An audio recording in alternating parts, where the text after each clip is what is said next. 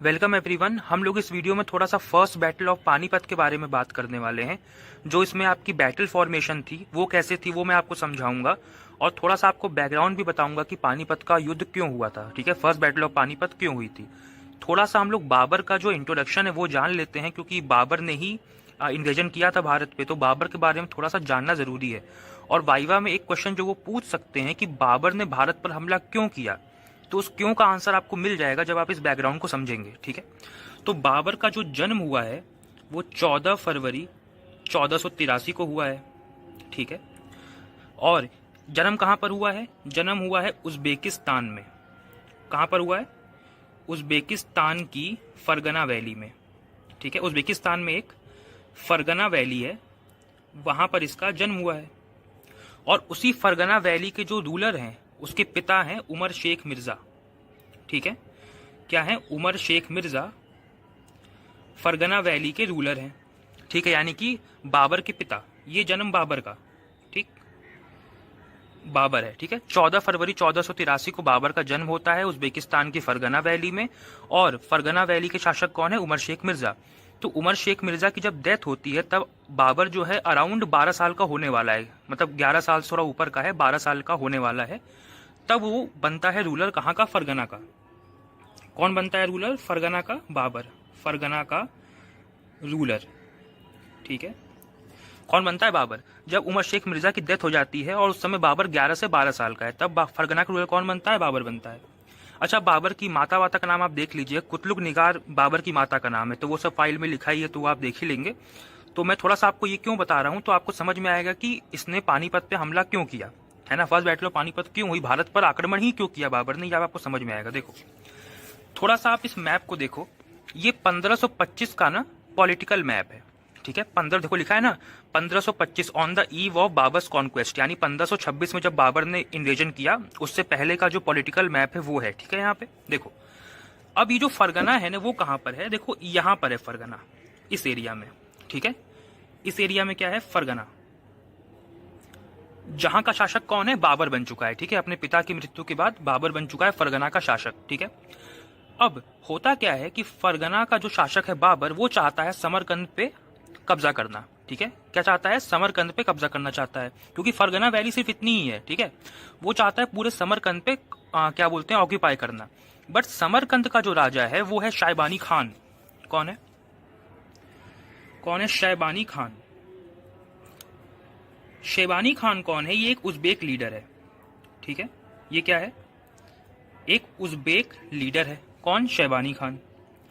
तो बाबर जो है इस शैबानी खान को हराने का प्रयास करता है। ठीक है, और बाबर हेल्प किसकी लेता है इस क्या बोलते हैं, शैबानी खान को हराने में? इस सफाविद पर्शिया की। देखो ये जो सफाविद एम्पायर है, सफाविद पर्शिया, इनकी भी वो हेल्प लेता है। कौन? बाबर। किसको हराने के लिए? समरकंद में बैठे हुए शैबानी खान को हराने के लिए।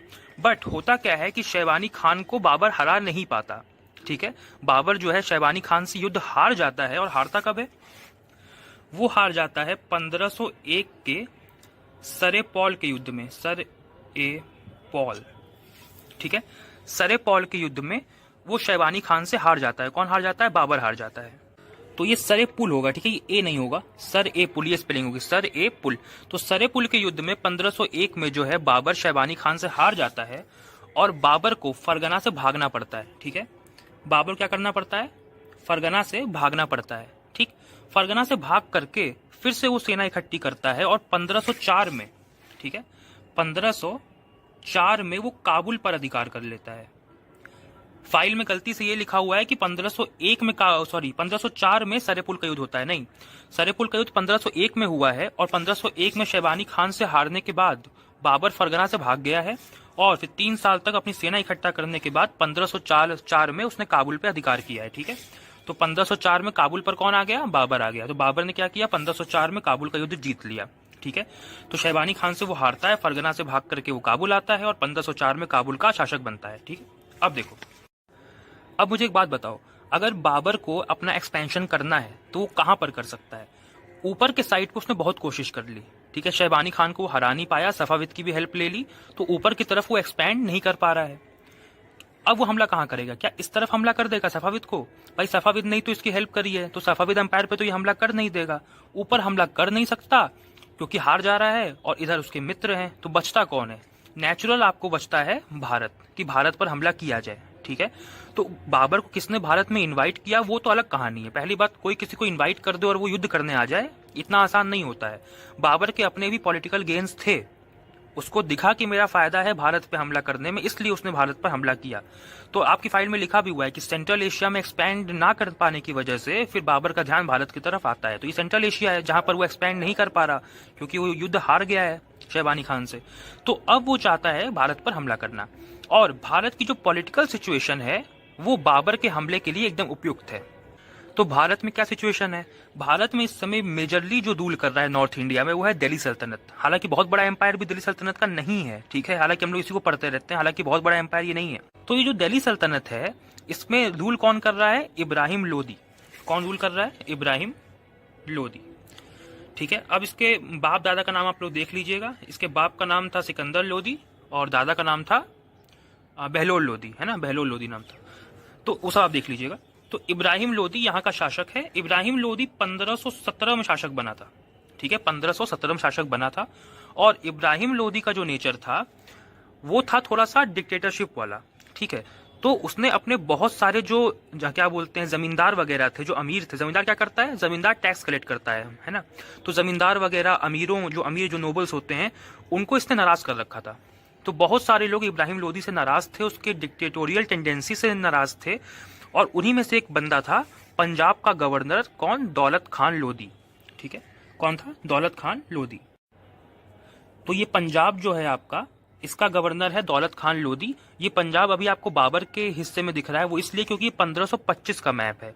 अभी हम बात कर रहे हैं जरा 1519 की। ठीक है, हम कब की बात कर रहे हैं? 1519 की जरा बात कर रहे हैं, क्योंकि 1519 की बात इसलिए कर रहे हैं क्योंकि ये 1525 तक जब बाबर वहां तक पहुंचता है, का क्या बोलते हैं, पानीपत तक पहुंचता है हमला करने के लिए, उससे पहले की भी थोड़ी कहानी है। बाबर ने भारत पर 5 बार आक्रमण किया है, 5 बार। ठीक है, और वो 5 बार कब कब किया है वो मैं आपको बताता हूँ। ठीक है, देखिए, तो 1519 में बाबर ने भारत पर 2 बार आक्रमण किया है। ठीक है, 2 टाइम्स, 2 बार तो यहाँ पर हो गया। 1519 में भारत पर बाबर ने 2 बार आक्रमण किया, और जब 1519 में आक्रमण किया तो पंजाब के वेस्टर्न पार्ट्स को, ये जो पंजाब के वेस्टर्न पार्ट्स हैं, इनको ऑक्यूपाई कर लिया बाबर ने, और इसका कंट्रोल दे दिया हिंदू बेग को। किसको दे दिया? हिंदू बेग को, और खुद वापस काबुल चला गया। ठीक है, मतलब 1519 में भारत पर 2 बार आक्रमण किया, और पंजाब का जो वेस्टर्न पार्ट है उसको जीता, उसका कंट्रोल हिंदू बेग को दिया, और खुद काबुल चला गया। ठीक, क्लियर हो गया। इसके बाद क्या होता है कि हिंदू बेग जो यहाँ पर रूल कर रहा है, अब आपको लगता है क्या कि वहां के जो जमींदार हैं जो लोधी डायनेस्टी के अंदर आते हैं, बता दूं बाबर ने अभी पूरे पंजाब पे ऑक्यूपाई नहीं किया है, वो 1525 का मैप आपको मैं दिखा रहा हूँ ना यहाँ पे, अभी 1519 चल रहा है। तो ये इलाका जो है पंजाब का, वो तो दिल्ली सल्तनत के अंदर आता है, लोधी के अंदर आता है। तो आपको लगता है कि पंजाब के जो गवर्नर्स होंगे या फिर जो क्या बोलते हैं वहां के जमींदार होंगे, वो हिंदू बेग को एक्सेप्ट करेंगे? कभी नहीं करेंगे। तो हिंदू बेग का विरोध होना शुरू हो गया कि बाहर से बंदा आके हमारे एरिया में कैसे रूल कर रहा है, इसको भगाओ यहाँ से। तो हिंदू बेग पे इतना प्रेशर पड़ा कि हिंदू बेग भी वापस काबुल चला गया। मतलब हिंदू बेग भी वेस्टर्न पार्ट्स में बहुत समय तक रूल नहीं कर पाया और वापस चला गया काबुल। ठीक है, तो 1519 में 2 बार हमला करता है, वेस्टर्न पार्ट्स को जीतता है बाबर, हिंदू बेग को कंट्रोल देता है, बाबर वापस चला जाता है। पर हिंदू बेग का विरोध होता है यहाँ पे लोकली, तो हिंदू बेग को भी वापस जाना पड़ता है। इसके बाद इसी समय में 1519 के समय में ही बाबर क्या करता है, अपना एक दूत, ठीक है, अपना एक दूत यानी कि मैसेंजर भेजता है एक संदेश लेकर के। ठीक है, बाबर क्या करता है, अपने एक दूत को भेजता है संदेश लेकर के, किसके पास? लोधी के पास। ठीक है, और उस संदेश में क्या लिखा हुआ था कि लोधी को वो बोलता है कि जो मेरे पूर्वज है ना, उन्होंने भारत पर हमला किया था, क्योंकि ये जो बाबर है, इस बाबर के जो मदर साइड वाले पूर्वज है वो है गेंगिस खान, मतलब चंगेज खान। ठीक है, गेंगिस खान। तो चंगेज खान ने भारत पर हमला किया था, और बाबर का जो मदर साइड है वहां से ये, मतलब उस तरफ के पूर्वज है, जो बाबर की मम्मी है उसके जो पूर्वज है वो चंगेज खान है। तो बाबर के पूर्वजों ने भारत पर आक्रमण किया था। तो बाबर संदेश में लिखता है कि मेरे पूर्वजों ने भारत पर आक्रमण किया था, तो भारत की भूमि मेरी है, तुम अपना राज्य मुझे दे दो। ठीक है, वरना इसका अंजाम बुरा होगा। मतलब एक तरह से उसको धमकी दी या उसको वार्निंग दी कि तुम्हारा ये जो एरिया है वो मुझे सौंप दो, क्योंकि मेरे पूर्वजों का ये एरिया रह चुका है। ठीक है, अब इस बात को समझना, पंजाब का जो गवर्नर है दौलत खान लोधी और ये जो है इब्राहिम लोधी, इनकी आपस में नहीं बनती। ठीक है, इब्राहिम लोधी की और दौलत खान लोधी, कौन है दौलत खान लोधी? पंजाब का गवर्नर है दौलत खान लोधी। अच्छा, पंजाब का गवर्नर किसके अंडर? इब्राहिम लोधी के अंडर ही है। ध्यान रखना, पंजाब जो है वो दिल्ली सल्तनत का ही पार्ट है, और उसी पार्ट के अंदर, मतलब दिल्ली सल्तनत के अंदर ही पंजाब का भी पार्ट है। और पंजाब का गवर्नर कौन है? दौलत खान लोधी। लेकिन मैंने बताया ना कि इब्राहिम लोधी के इंटरनल कॉन्फ्लिक्ट्स है, इब्राहिम लोधी को लोग पसंद नहीं करते, तो पसंद ना करने वालों में एक नाम है दौलत खान लोधी का। ठीक है, तो दौलत खान लोधी क्या करता है? इब्राहिम लोधी को पसंद नहीं करता। ठीक, अब जब ये संदेश वाहक ये संदेश लेकर के जाता है ना, कहां पर? लोधी के पास। संदेश किसका है? बाबर का। बाबर बोलता है कि मेरे पूर्वजों ने भारत पर रूल किया था, तो ये इलाका मुझे दे दो, खाली कर दो इस इलाके को। और जब ये मैसेंजर यहां से निकलता है तो दौलत खान लोधी पंजाब में उस मैसेंजर को बंदी बना लेता है। कौन बंदी बना लेता है? दौलत खान लोधी। किसको? जो संदेश लेकर के जा रहा था बाबर का इब्राहिम लोधी के पास। क्यों पकड़ लेता है? देखो, दौलत खान लोधी को ना दो बातें लगी, दो बातें भाई, दो बातें हो सकती हैं। पहली ये हो सकती है कि जो इब्राहिम लोधी है वो बाबर की बात मान जाए, ठीक है, एग्री कर जाए। क्या? कि ठीक है भाई, तुम लोग बहुत स्ट्रांग हो, ये लो मेरा एरिया तुम रख लो, मेरी दिल्ली सल्तनत बाबर तुम रख लो, जो कि मोस्ट अनलाइकली है। ये तो होने से रहा, क्योंकि ऐसा तो था नहीं कि बाबर बहुत स्ट्रांग था, क्योंकि बाबर की अगर तुम सेना देखोगे तो 12 से 15 हजार की सेना लेकर के वो आया था। इब्राहिम लोधी के पास 1 लाख की सेना थी। तो अगर कोई तुमको धमकाए और तुम डर जाओ तो उसके पीछे एक रीजन ये हो सकता है कि तुम कमजोर हो। बट लोधी दिखने में तो कमजोर नहीं था, तो एग्री तो कभी नहीं करने वाला था कि मैं बाबर को अपना एरिया दे दूं। दूसरी पॉसिबिलिटी क्या है? अगर इब्राहिम लोधी ने बाबर की बात नहीं मानी तो बाबर करेगा हमला। बाबर क्या करेगा? हमला करेगा। और दौलत खान लोधी और इब्राहिम लोधी की आपस में नहीं बनती, इससे बाबर को क्या लेना देना? भाई, दौलत खान लोधी और इब्राहिम लोधी की आपस में नहीं बनती है, इससे बाबर को क्या लेना देना? बाबर के लिए पंजाब दिल्ली सल्तनत का एक पार्ट है। बाबर को दिल्ली सल्तनत पे हमला करना है। अगर इधर से हमला करेगा तो पहले पंजाब पे हमला करेगा। बाबर के लिए दिल्ली सल्तनत का एक पार्ट है पंजाब, और पंजाब का गवर्नर है दौलत खान लोधी, तो हमला किस पे करना पड़ेगा? दौलत खान लोधी पे करना पड़ेगा। लेकिन दौलत खान लोधी और इब्राहिम लोधी की आपस में बनती नहीं है। ये बात बाबर को पता भी होगी तो क्या मतलब है? बाबर के हिसाब से तो दौलत खान लोधी यानी पंजाब पार्ट किसका है? इब्राहिम लोधी का पार्ट है, दिल्ली सल्तनत का पार्ट है। तो हमला किस पे होगा? पंजाब पर। फंसेगा कौन? दौलत खान लोधी। पिटेगा कौन? दौलत खान लोधी। तो दौलत खान लोधी को लगा कि ये इब्राहिम लोधी और बाबर के चक्कर में मैं पिस जाऊंगा। तो दौलत खान लोधी ने ये सोचा कि इस मैसेंजर को पकड़ लो भाई, ये संदेश लेके जा ही ना पाए, क्योंकि वो एग्री करेगा तो भी मैं फंसूंगा। हालांकि ये तो होने वाला नहीं है, क्योंकि अगर वो एग्री कर गया तो फिर बाबर और लोधी हाथ मिला लेंगे और दौलत खान लोधी को पीट देंगे। वैसे तो ये होने वाला नहीं है। लेकिन अगर बाबर हमला भी करता है तो हमला पहले कहाँ करेगा? पहले पंजाब पे करेगा। और ये दौलत खान लोधी बिल्कुल ये नहीं चाहता कि इब्राहिम लोधी की वजह से मैं पिटूं। तो अब इसी वजह से ये दौलत खान लोधी पंजाब में ही उस संदेश लेकर के जाने वाले को रोक लेता है। यहां तक कहानी समझ में आ रही है? तो फिर क्या होता है कि दौलत खान लोधी उस मैसेंजर को पकड़ लेता है और बाबर का जो संदेश है वो वहां तक नहीं पहुंच पाता। तो फिर बाबर को जब उस संदेश का जवाब नहीं मिलता है तो बाबर सोचता है कि फिर मैं हमला करूं, है ना। तो फिर बाबर तीसरी बार भारत पर हमला करता है, और वो हमला करता है 1520 से 1521, मतलब 1520 के लास्ट में शुरू किया होगा, 21 तक हमला किया होगा, चला होगा। तो 1520-21 में वो तीसरी बार हमला करता है। ठीक है, 1519 में 2 बार हमला कर चुका था, तीसरा हमला वो 1520 से 1521 में करता है और इन दोनों इलाकों को जीत लेता है। ये दोनों इलाके कौन से हैं? ये ऊपर वाला है सियालकोट, मैं यहां लिख देता हूं, ठीक है, ये लिखा है सियालकोट, ठीक है, ये है सियालकोट, ये डॉट जो है ना, और ये है भीरा। क्या है? भीरा। तो 1520-21 में तीसरी बार बाबर हमला करता है और सियालकोट और भीरा को ऑक्यूपाई कर लेता है। ठीक है, इसको क्या कर लेता है? ऑक्यूपाई कर लेता है। तो ये बाबर का तीसरा हमला था। इसके बाद बाबर अपना चौथा हमला करता है 1524 में। ठीक है, 1524 में हमला करता है, ये इसका चौथा हमला है। ठीक, कहां पर हमला करता है? बाबर हमला करता है इस साइड से आते हुए, पहले ये देखो लाहौर है, ठीक है, ये क्या है? लाहौर। ये जो डॉट है यहाँ पर, ये लाहौर है। तो बाबर लाहौर पर हमला करता है। और फिर ये क्या है? ये है आपका दीपालपुर, और दीपालपुर को ऑक्यूपाई कर लेता है। ठीक है, ये चौथा हमला है। ठीक है, कब है? 1524 में चौथा हमला है। तो लाहौर और दीपालपुर दोनों को ये ऑक्यूपाई करता है। और यहाँ पर दीपालपुर में इससे आगे कौन मिलता है? दौलत खान लोधी। दौलत खान लोधी बाबर से कहाँ मिलता है? दीपालपुर में। दौलत खान लोधी और बाबर कहाँ मिलते हैं? दीपालपुर में मिलते हैं। दौलत खान लोधी बाबर को संदेश भेज करके बताने लगा कि भाई मैं तेरे ही साइड हूँ, ठीक है, मुझ पे हमला नहीं होना चाहिए, मैं तुम्हारे ही साइड हूँ, क्योंकि अगर तुम इब्राहिम लोधी पे हमला करोगे तो पहले पंजाब पे हमला करोगे, दौलत खान लोधी को पीटोगे, तो भाई मैं तुम्हारे साथ ही हूँ। ठीक है, तो इसलिए दौलत खान लोधी और बाबर दीपालपुर में मिलते हैं। ठीक, लड़ाई नहीं हो रही है, मिल रहे हैं यहाँ पे। ठीक है, मिलते हैं। अब मिले तो भाई ये जो दौलत खान लोधी था, इसने कहा कि कुछ पार्ट तुम मुझे दे दो और कुछ पार्ट तुम रख लो। बाबर को कहा कि हम संधि कर लेते हैं, कुछ पार्ट तुम रख लो, कुछ पार्ट मैं रख लेता हूं। तो उस संधि में ना बाबर ने लाहौर रख लिया। क्या रख लिया? लाहौर रख लिया। तो बाबर ने लाहौर रख लिया, ये बात पसंद नहीं आई दौलत खान लोधी को। भाई पहली बात तो कायदे से दौलत खान लोधी को मान जाना चाहिए था, संधि हुई उसको मान जाना चाहिए था, लेकिन बाबर ने लाहौर ले लिया। अब लाहौर थोड़ा सा इंपॉर्टेंट स्थान होता है, तो ये बात दौलत खान लोधी को पसंद नहीं आई कि तुमने मेरा लाहौर कैसे ले लिया। तो दौलत खान लोधी बाबर के खिलाफ षड्यंत्र रचने लगा। क्या करने लगा? षड्यंत्र रचने लगा। ठीक है, तो ये स्ट्रैटेजी बनाने लगा बाबर के अगेंस्ट। और दौलत खान लोधी बाबर के अगेंस्ट स्ट्रैटेजी बना रहा है, ये बात दौलत खान लोधी के बेटे ने ही बाबर को बताई।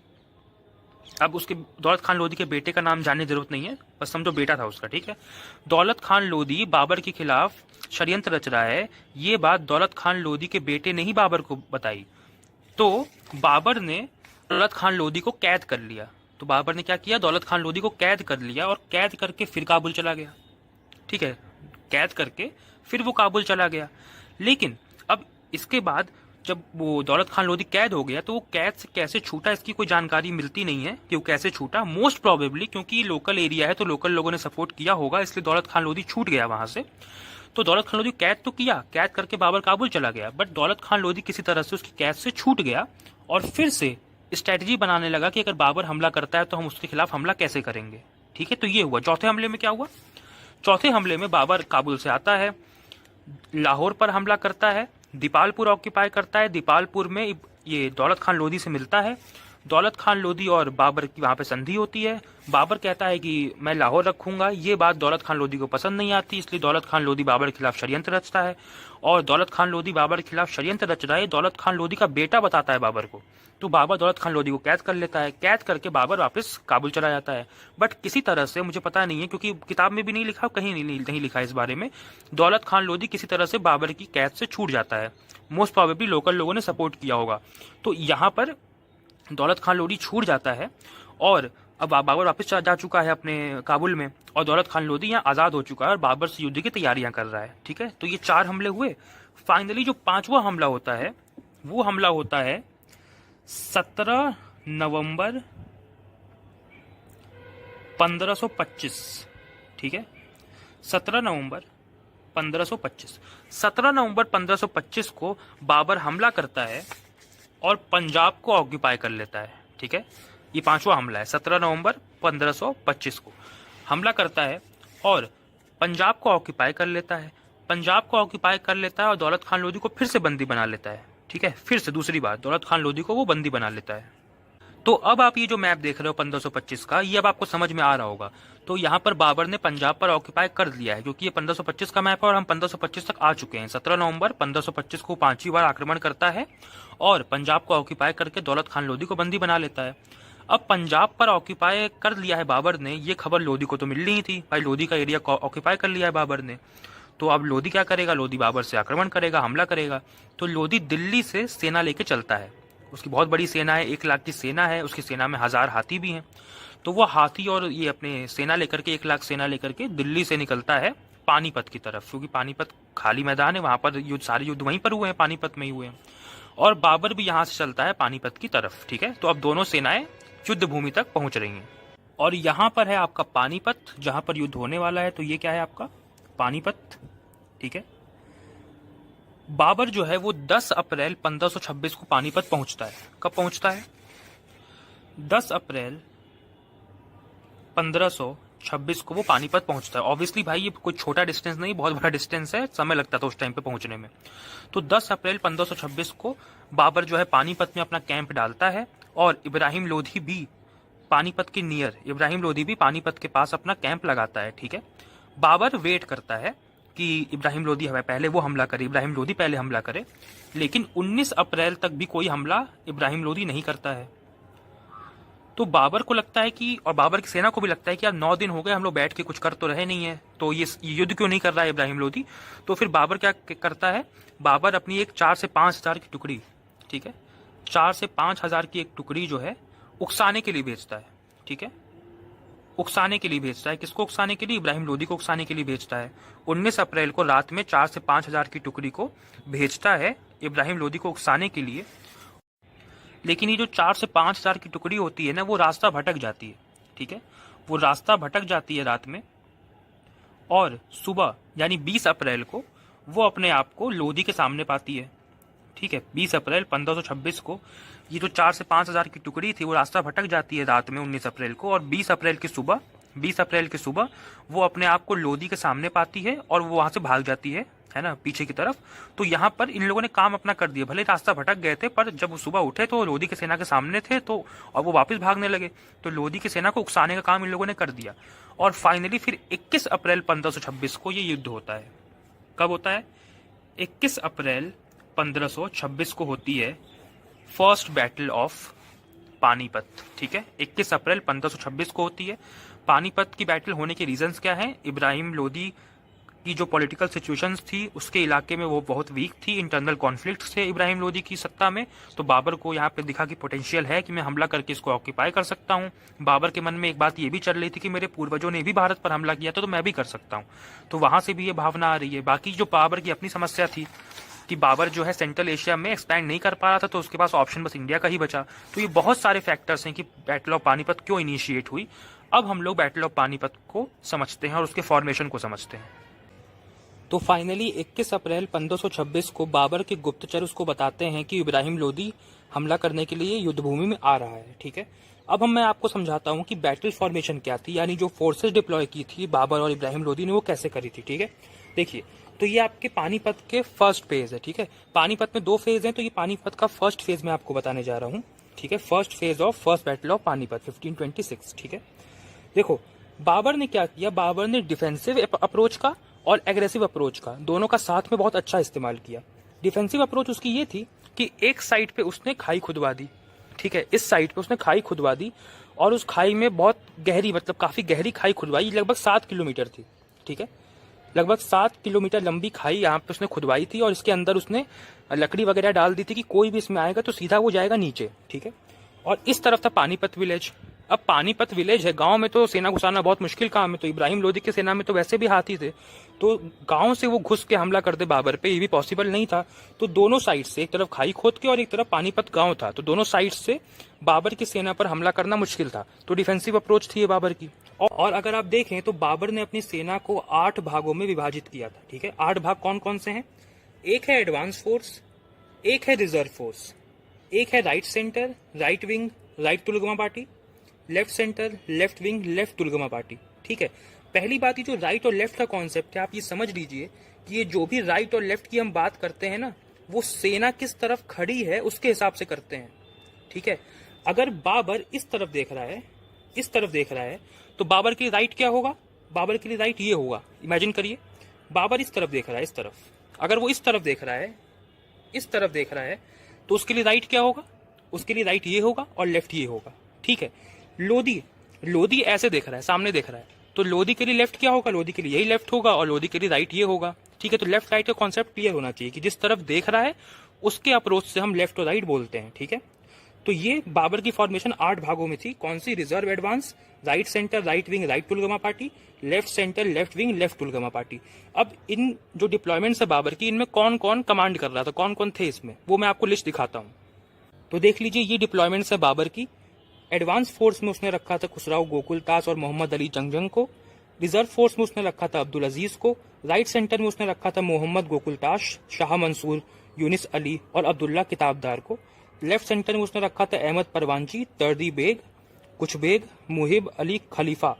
राइट विंग में उसने रखा था हुमायूं को। हुमायूं ये वही हुमायूं है जो बाबर का जो बेटा है, वही हुमायूं है। हुमायूं, ख्वाजा कालन, हिंदू बेग, ये सब। और ये आपको बस इसमें से क्या करना है ना, आपको सारे नाम याद नहीं करने हैं, लेकिन जैसे वाइवा में वो पूछते हैं ना कि बाबर की सेना की डिप्लॉयमेंट बताइए, है ना, बाबर ने सेना कैसे डिप्लॉय करी थी, तो ये उसकी डिप्लॉयमेंट है। तो अगर आप ऐसे बताओगे ना कि सर बाबर यहाँ पे खड़ा था, उसके आगे एडवांस फोर्स थी और एडवांस फोर्स में नेतृत्व कर रहा था खुसराव गोकुलदास, आप सारे याद मत करो, एक नाम याद कर लो, है ना। अगर वो आपसे डिप्लॉयमेंट पूछते हैं तो आप सबका एक एक नाम बता देना कि एडवांस फोर्स में खुसराव गोकुलदास था, रिजर्व फोर्स में अब्दुल अजीज था, लेफ्ट सेंटर में आपका कौन था, लेफ्ट सेंटर में आपका अहमद परवानची था, और आपका फिर ये लेफ्ट विंग में आपका कौन था, मेहदी ख्वाजा था। ये सब आप बता सकते हो। तो एक एक नाम आप याद कर लो सारे के, है ना।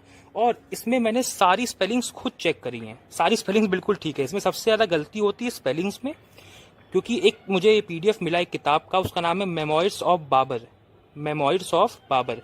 तो उस किताब से मैंने सारी स्पेलिंग खुद वेरीफाई करी है, तो सारी स्पेलिंग्स एकदम ठीक है। आप इसको एज इट इज लिख सकते हो, मतलब सारी स्पेलिंग्स बिल्कुल ठीक है। अगर फाइल में कुछ गलत भी लिखा है तो यहाँ से ठीक कर लेना।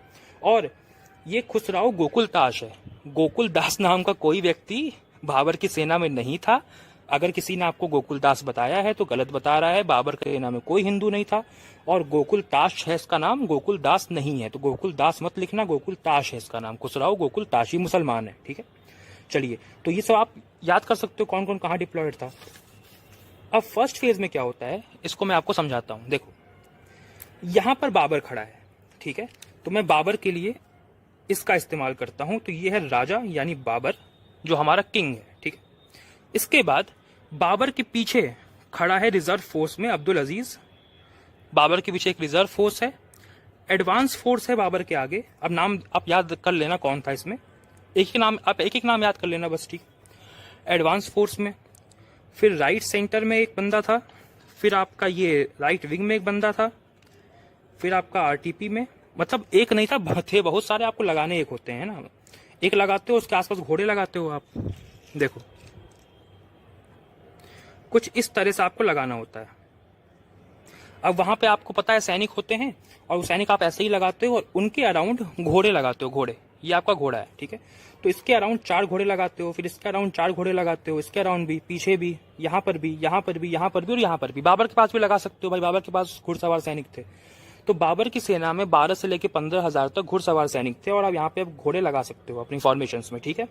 तो ये फॉर्मेशन थी। और बाबर ने डिफेंस के लिए और क्या किया था, एक तो खाई खुदवाई थी, गहरी खाई, और एक पानीपत का विलेज था इस साइड से। और डिफेंसिव क्या था, तो ये आपको जो सिंबल दिखाई दे रहा है तुरा का सिंबल है, तुरा। तुरा आपको वहां पे अगर आपने परफॉर्म किया होगा तो आपने देखा होगा तुरा कैसा होता है। तो मान लीजिए कि ये आपका तुरा है, ठीक है। तुरा बेसिकली एक स्टैंड की तरह काम करता है, ठीक है। और ये जो सिंबल है ना लाइंस वाला, ये मस्केट का सिंबल है। मस्केट जो बंदूक होती है लंबी वाली, लंबी नली वाली जो बंदूकें होती हैं, तो यहाँ पर तुरा है, एक स्टैंड की तरह काम करता है, इस पर आपने मस्केट लगा दिया, ठीक है। और यहाँ पर फिर एक तुरा है, फिर एक तुरा। बाबर की सेना में 14 तुरे थे, बट आप अपने जो वहां स्टैंड मॉडल पे दिखाते हो वहां पे शायद 4 ही दिखाते हो ना, 1 2 3 4, आप वहां पे 4 ही दिखाते हो। बट उसकी सेना में कितने तुरे थे, 14 तुरे थे उसके पास, ठीक है। तो ये नंबर आपको याद रखना पड़ेगा, डेटा वगैरह। अच्छा, वाइवा के लिए, जो वाइवा में क्वेश्चन पूछे जाते हैं ना, पहले मैं सोच रहा था कि आपको वाइवा के सारे क्वेश्चंस का आंसर मैं खुद बताऊं, लेकिन फिर जब मैंने देखा कि आपको मैम ने जो PDF भेजा है उसमें सारे सॉल्यूशंस हैं वाइवा के, और बहुत अच्छा लिखा है उसमें, इतनी आसान लैंग्वेज में लिखा है कि आप पढ़ते ही समझ जाओगे, तो फिर मुझे अलग से बताने की जरूरत नहीं है। उस वाइवा का जो क्वेश्चन है उसका PDF मैंने इस वीडियो के कमेंट सेक्शन में उसका लिंक लगा दिया है, तो आप वहां से देख लेना। इस वीडियो के कमेंट सेक्शन में जाना, वहां पे मैंने लिंक लगा दिया है, वाइवा के सारे क्वेश्चन है उसमें, वो सारे आपको पढ़ने हैं, उसमें कोई भी नहीं छोड़ सकते। लगभग उसमें 40 क्वेश्चन है और सारे के सारे इंपॉर्टेंट है, आपको सारे ही पढ़ने हैं, 40 के 40 सारे इंपॉर्टेंट है, उसको पढ़ लेना तो आपकी और क्लैरिटी बढ़ जाएगी। यहाँ पर मैं आपको बस डिप्लॉयमेंट बताऊंगा और क्या हुआ था मैं आपको वो बताऊंगा, ठीक है। तो यहाँ पे तुरा था, यहाँ पे मस्केट लगा दिया स्टैंड में, और देखो यहाँ पे ये तोप का सिंबल है, ये जो सिंबल है ना, एक लाइन है और 2 डॉट्स हैं उसके बगल में, ये तोप का सिंबल है। तो बाबर ने फिर तुरे पे तोप भी लगा दिया। जैसे मान लो ये आपकी तोप है, ठीक है, तो बाबर ने कुछ ऐसे तोप लगा दी, तुरे पे रख के ऐसे तोप लगा दी। तोप कहाँ हमला करेगी? तोप लोदी की सेना पे हमला करेगी। बाबर की सेना में लगभग 4 से 6 तोपें थी, है ना, 4 से 6 तोपें थी। डेटा वगैरह आप सब देख लेना अच्छे से, 4 से 6 तोपें थी और ये 14 तुरे थे उसके पास। और तुरों के आगे ये बैलगाड़ी का सिंबल है, तो उसने बैलगाड़ी लगा दी। अब बैलगाड़ी क्यों लगाई? अगर आप बैलगाड़ी लगा दोगे तो आपको पीछे की सेना का अंदाजा नहीं लगेगा कि पीछे सेना कितनी है। थोड़ा सा बैकग्राउंड में नॉइज आ रहा है, उसको आपको टॉलरेट करना पड़ेगा, क्योंकि मैं अंदर वीडियो बनाऊंगा तो और भी नॉइज होगा। यहाँ थोड़ा सा लाइट भी अच्छी रहती है, धूप आ रही है तो बढ़िया लाइट है, अंदर में वीडियो बना नहीं सकता। तो देखो होता क्या है कि ये आगे इसने बैलगाड़ी लगा दी। बैलगाड़ी भी आपके पास होती है, आप वहां आगे लगा देते हो। तो बैलगाड़ी होने से ये होता है ना कि पीछे की सेना आपको नहीं दिखाई पड़ती। जो लोदी है उसको पीछे की सेना दिखाई नहीं पड़ी, तो उसको आइडिया नहीं लग पाया कि पीछे सेना है कितनी, सेना का अंदाजा नहीं लग पाया। और लोदी ने कभी ऐसी डिफेंसिव फॉर्मेशन देखी नहीं थी कि सामने बैलगाड़ियां खड़ी हैं, तो थोड़ा सा उसको अजीब सा लगा कि ये क्या है भाई, ये तो मैंने कभी देखा ही नहीं। थोड़ा सा उसको शॉक हुआ। तो जब लोदी की सेना आक्रमण करती है तो बाबर एक चीज ऑब्जर्व करता है कि जो लोदी की सेना है ना, वो लेफ्ट साइड में थोड़ी सी झुकी हुई है। देखो टेढ़ी है ना, टेढ़ी है यहाँ पे, तो लेफ्ट साइड में थोड़ी सी ये झुकी हुई है। अगर लोदी की सेना लेफ्ट साइड में झुकी हुई है तो बाबर की सेना का कौन सा हिस्सा बाबर को मजबूत करना चाहिए? अगर हमला होता है, मान लो लोदी यहाँ से आक्रमण करता है, तो पहले अगर ये इसका इस तरफ वाला पार्ट झुका हुआ है लेफ्ट साइड वाला, तो बाबर का जो राइट साइड है वो कमजोर पड़ेगा। तो बाबर रिजर्व फोर्सेज में से, जो इसकी यहाँ पीछे रिजर्व फोर्सेस हैं, उसमें से सैनिक को भेजता है अपने राइट विंग को स्ट्रॉन्ग करने के लिए। तो आप देखोगे कि जो सेकंड फेज होता है उसमें जब ये लोग घेरते हैं लोदी को, तो वहां पे रिजर्व फोर्स भी यहाँ चला आता है फिर, ठीक है। तो राइट विंग को वो भेजता है, रिजर्व फोर्स को भेजता है राइट विंग को स्ट्रॉन्ग करने के लिए, क्योंकि लोदी की सेना लेफ्ट साइड में झुकी हुई है। तो पहले हमला होगा राइट विंग पे और तेज हमला होगा। तो हमले को और मतलब उसको अपोज करने के लिए रिजर्व फोर्सेज में से राइट विंग को मदद भेजता है बाबर, ठीक है। और अब यहाँ से युद्ध शुरू हो जाता है। लोदी हमला करता है बाबर के सामने, और जैसे ही लोदी देखता है कि सामने बैलगाड़ी खड़ी है तो उसको हैरानी होती है और वो अचानक से उसकी सेना रुक जाती है कि भाई ये क्या है, डिफेंसिव फोर्स, ये हमने तो कभी देखा ही नहीं है। तो वो रुक जाती है और जैसे ही आगे की फोर्स रुकती है, अब लोदी के पास 1 लाख की सेना थी और सारे सैनिक थे भाड़े के, है ना, उसके सारे सैनिक भाड़े के थे, यानी कि मर्सनरी सोल्जर्स थे। तो उसके सैनिक भाड़े के थे, तो उनमें कोई देशभक्ति की भावना ही नहीं थी कि हमको बाहर के किसी इन्वेडर से अपने देश को बचाना है। वो तो बस अपने सैलरी के लिए लड़ रहे थे और वो इनएक्सपीरियंस थे। तो जैसे ही आगे वाला हिस्से में भगदड़ मची, पीछे वाले हिस्से में भगदड़ मच गई। भगदड़ क्यों मची? क्योंकि आगे जब वाला हिस्सा जब अचानक से रुक जाएगा, क्योंकि जो बैलगाड़ी थी इनकी डिफेंसिव फोर्सेस थी, आगे वाला हिस्सा जैसे ही बैलगाड़ी को देख के अचानक से रुक जाता है, तो पीछे वाला हिस्सा भी रुकने की कोशिश करता है, पर स्पीड इतनी तेज होती है कि वो रुक नहीं पाता है। बहुत तेजी से लोग भागते हुए आ रहे थे, अब अचानक से आगे वाला रुक जाएगा तो पीछे वाला भागते हुए आ रहा है तो लड़ जाएगा उससे। तो यहीं पर इब्राहिम लोदी की जो सेना थी वो डिसऑर्गेनाइज हो गई, उनके अंदर केओस ऑलरेडी पैदा हो चुका है। 1 लाख की सेना है, आपस में कोई इनकी वो कोऑर्डिनेशन है नहीं, आपस में केओस हो चुका है पूरी तरह से, और ये आपस में डिसऑर्गेनाइज हो चुके हैं। थोड़ा सा आप लोदी की डिप्लॉयमेंट भी देख लीजिए, तो उसकी फ्रंट रो में उसके 1000 हाथी हैं, ठीक है। कितने हाथी हैं? 1000 हाथी हैं। आप वहां पे 10 हाथी लगा के दिखाते हो, है ना, वहां पे। मैं इसको बताने के बाद ना फर्स्ट फेज का फोटो भी लगा दूंगा, एक फोटो मैं लगा दूंगा इसमें, उसको आप देख लेना कैसे लगाते हैं। तो यहाँ पर हाथी लगा देंगे हम लोग, 10 हाथी, ठीक है।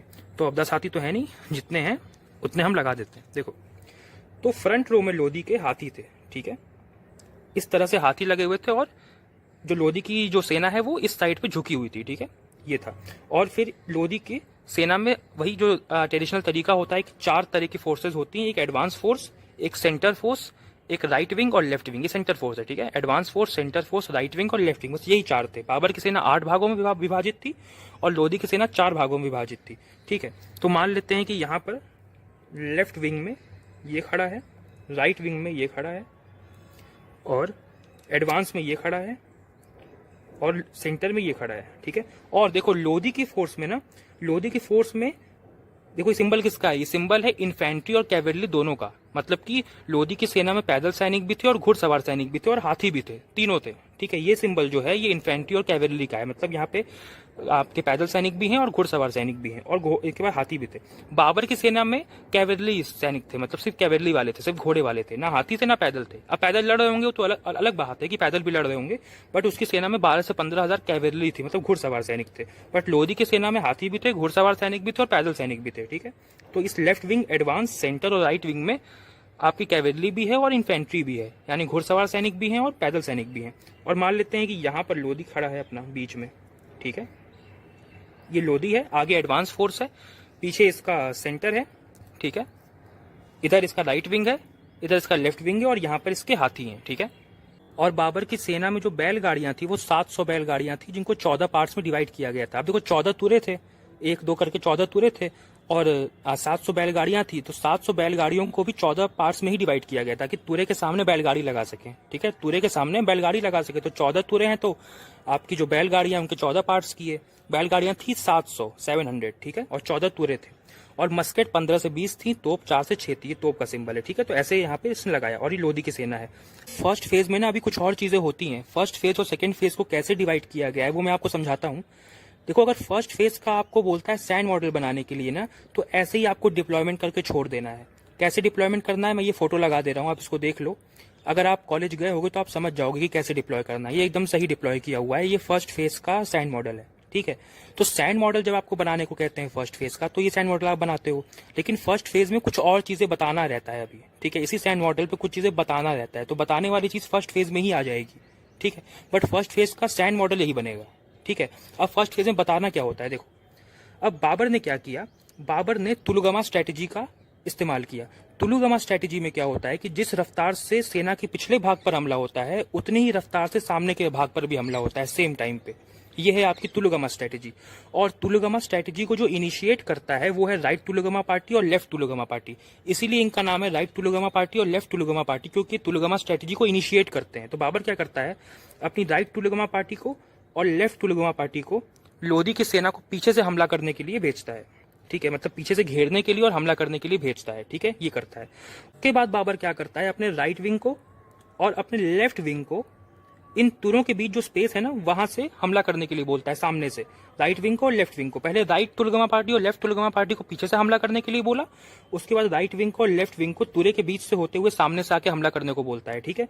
तो यहाँ पे आपका ये जो राइट विंग है और लेफ्ट विंग यहाँ पे आके सामने से हमला करते हैं, ठीक है। उसके बाद आपका जो राइट सेंटर है, देखो फिर ये यहाँ चले जाते हैं।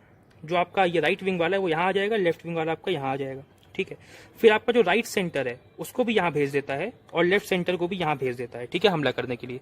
अब होता क्या है, देखो, ये जो फर्स्ट फेज है यहाँ पर खत्म होता है कि बाबर ने इब्राहिम लोदी की सेना को चारों तरफ से घेर लिया है। पहले राइट तुलगमा पार्टी पीछे से आके घेरती है, उसके बाद राइट विंग और लेफ्ट विंग घेरता है, फिर राइट सेंटर और लेफ्ट सेंटर आके घेरता है। अच्छा, होता क्या है ना कि जब लेफ्ट विंग घेर रहा होता है, लेफ्ट विंग ये रहा, जब लेफ्ट विंग घेर रहा होता है ना, तो लेफ्ट विंग में एक था मेहदी ख्वाजा।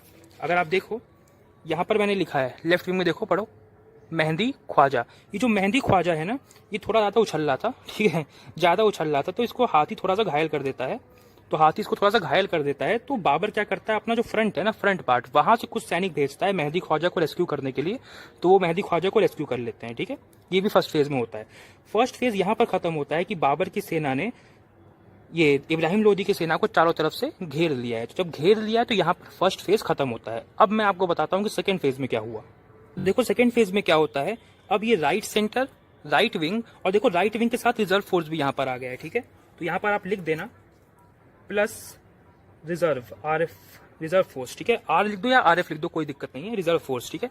क्योंकि आपको याद है ना कि स्टार्टिंग में लोदी की सेना इस तरफ झुकी हुई थी, लेफ्ट साइड में। तो बाबर की राइट साइड को स्ट्रॉन्ग करने के लिए बाबर ने रिजर्व फोर्सेस को राइट विंग में सेंड किया था, राइट विंग के पास भेजा था। तो यहाँ पर राइट विंग के साथ रिजर्व फोर्स भी आपको दिखाई पड़ रहा है, क्योंकि बाबर ने ही इसको भेजा था, इसको स्ट्रॉन्ग करने के लिए, ठीक है।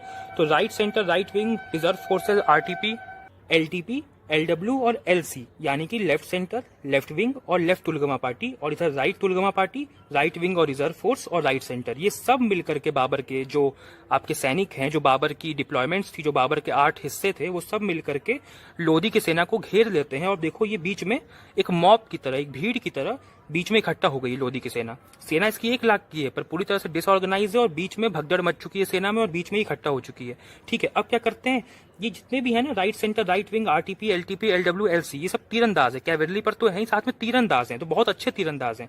तो यहाँ से तीरों की वर्षा हो रही है इन लोगों के ऊपर, ठीक है। यहाँ से तीर बरसाए जा रहे हैं। और इस समय बाबर क्या करता है, अपने तोपचियों को आदेश देता है कि तोपे चलाना शुरू करो। तो ये देखो, ये लेफ्ट सेंटर हो जाएगा ना बाबर के लिए, ये राइट सेंटर है, ये लेफ्ट सेंटर है। तो ये वाला जो लेफ्ट सेंटर है बाबर का, यहाँ पर था मुस्तफा। कौन था? मुस्तफा। और राइट सेंटर में कौन था? अली कुली खान, ठीक है। मैं लिख देता हूं यहाँ पे। तो राइट सेंटर में अली कुली खान और लेफ्ट सेंटर में मुस्तफ़ा, ये क्या थे, तोपची थे। तो बाबर आदेश करता है इन तोपचियों को कि आप तोपे चलाओ। तो अली कुली खान और मुस्तफ़ा तोपे चलाना शुरू करते हैं सामने से, देखो पीछे से घेर लिया है और सामने से तोपे चलाना शुरू कर देते हैं। जैसे ही तोपे चलाना शुरू करते हैं तोप बहुत तेज आवाज करती है। जैसे ही तोप आवाज करती है हाथी पागल हो जाते हैं, और हाथी पागल होकर के देखो इस तरफ से आवाज आ रही है तो ऑब्वियसली हाथी इस तरफ भागेंगे, उससे दूर भागना चाहेंगे। तो ये हाथी अपनी ही सेना को कुचल देते हैं, अपनी सेना को हाथी क्या करते हैं, कुचल देते हैं। तो तोपों की आवाज सुन करके ये हाथी पागल हो जाते हैं, अपनी सेना को कुचल देते हैं और पीछे भागने लगते हैं। तो हाथियों का कोई बेनिफिट हुआ नहीं इब्राहिम लोदी को। हाथी बहुत एग्रेसिव माना जाता है युद्ध में कि वो बहुत फ्रंट में रहेगा, सबको हरा देगा, उसके ऊपर चढ़ा देंगे हम हाथी, ऐसे सोच के लोग हाथी उतारते हैं युद्ध में। पर हाथी हमेशा काम नहीं आते युद्ध में। तो यहाँ पे जैसे ही तोपें चलनी शुरू हुई हाथी अपने सैनिकों को कुचलने लगे। तो एक तो हाथी कुचल रहे हैं, ऊपर से तोपें मार रही हैं और पीछे भागने का रास्ता ब्लॉक कर दिया है। तो इस तरह से करीबन इसके 4 से 5 हजार सैनिक इब्राहिम लोदी के यहाँ पर मारे जाते हैं, और भी कई मारे जाते हैं। कितने मारे गए एक बार डेटा आप चेक कर लेना। इनिशियली 4 से 5 हजार मारे जाते हैं, फिर ये लोग भागते हैं दिल्ली की साइड, तो पकड़ के ये बाबर के सैनिकों को मारते हैं, सबका कत्लेआम कर देते हैं। जितने रास्ते में उनको मिलते हैं, पानीपत से दिल्ली के रास्ते में जितने इब्राहिम लोदी के सैनिक होते हैं सबको बाबर के सैनिक काट देते हैं। और इब्राहिम लोदी की भी मृत्यु युद्ध भूमि में ही होती है। इब्राहिम लोदी का सर काट के लाने वाले बंदे का नाम है ताहिर तबारी, ठीक है, ताहिर तबारी या ताहिर तबरी जो भी बोल लो आप, ताहिर तबारी। ये पूछ सकते हैं आपसे वैसे कि इब्राहिम लोदी का सर काट के कौन लाया था, तो ताहिर तबारी काट के लाया था, ठीक है। तो ताहिर तबारी क्या करके लाया था, इब्राहिम लोदी का सर काट के लाया था। तो सेकेंड फेज में आपको यही बताना होता है कि कैसे चारों तरफ से इब्राहिम लोदी की सेना जो है घिर जाती है, और बाबर अपने तोपचियों को अली कुली खान और मुस्तफ़ा को राइट सेंटर और लेफ्ट सेंटर से आदेश करता है कि आप तोपे चलाओ। वो तोपे चलाते हैं, तोपों की आवाज सुन के हाथी पागल होते हैं, हाथी अपने सैनिकों को कुचल देते हैं, और तोपों की मदद से सैनिक मर रहे होते हैं। इब्राहिम लोदी के तोप भी चल रही है और हाथी भी मार रहे हैं, और पीछे से भागने का रास्ता भी ब्लॉक है। तो इस तरह से इब्राहिम लोदी की इस युद्ध में पराजय हो जाती है। इब्राहिम लोदी के कई सैनिक इसमें मारे जाते हैं, और इब्राहिम मारने वाला बंदा है ताहिर तबारी, जो उसका सर काट के लाता है। इब्राहिम लोदी की मृत्यु होती है और लोदी सेना हार जाती है, बाबर की सेना जीत जाती है, और बाबर भारत में मुगल वंश की स्थापना करता है बैटल ऑफ पानीपत को जीत करके। 21 अप्रैल 1526 को ये बैटल हुई थी और बाबर इस युद्ध में विजयी हुआ था, ठीक है। अब बाबर की जीत के क्या कारण थे, इब्राहिम लोदी के हार के क्या कारण थे, आपको साफ ही दिख रहा है। बाबर के पास डिफेंसिव तरीका भी अच्छा था, मतलब उसका डिफेंसिव अप्रोच भी था और एग्रेसिव अप्रोच भी था। उसकी तुलगमा स्ट्रेटेजी कमाल की थी। बाबर के सारे जो सैनिक थे वो उसके लिए लॉयल थे, उस एक कॉज के लिए लड़ रहे थे, बाबर की जीत के लिए लड़ रहे थे। वो सैनिक उसके सारे एक्सपीरियंस सैनिक थे, 12 से 15 हजार सैनिक थे सिर्फ, लेकिन सब एक्सपीरियंस थे, बाबर के लिए लॉयल थे। इब्राहिम लोदी के 1 लाख के सैनिक थे, लेकिन कोई भी लॉयल नहीं था इब्राहिम लोदी के लिए। इब्राहिम लोदी खुद इंटरनल कॉन्फ्लिक्ट से परेशान था। इब्राहिम लोदी के सैनिक बहुत एक्सपीरियंस भी नहीं थे। इब्राहिम लोदी के हाथी किसी काम नहीं आए, हाथी ने अपने सैनिकों को कुचला। तो ये सारे लोदी के हार के कारण हैं, और भी कई कारण हैं जो आपके वाइवा वगैरह में दिए होंगे और आपने किताबों में पढ़ा होगा, तो आपको अंदाजा लग जाएगा, तो आप उतना पढ़ लोगे, ठीक है। मेरा काम था आपको बैटल फॉर्मेशन समझाना, और यहाँ पर मैं आपको सेकेंड फेज का भी ये लगा दे रहा हूँ इमेज, इसको देख लो। ऐसे ही आप अपने मतलब जो है प्रैक्टिकल में करते हो, अगर आपने प्रैक्टिकल किया होगा तो आप ऐसे लगा लोगे, ठीक है। इस तरह से बीच में जो लोदी के सैनिक है सब गिरे पड़े हैं, और चारों तरफ से बाबर के सैनिकों जो उनको घेर लिया है, ठीक है। आई होप समझ में आया हो। मैंने बहुत ट्राई किया है कि समझ में आए, लेकिन फिर भी हो सकता है कुछ ना समझ में आया हो, क्योंकि मेरा एक्सप्लेनेशन कैसा है मुझे नहीं पता, आप बताना। आई होप कुछ समझ में आया हो, तो आई होप इससे आपको मदद मिलेगी। तो चलिए इस वीडियो को हम लोग यहाँ पे एंड करते हैं।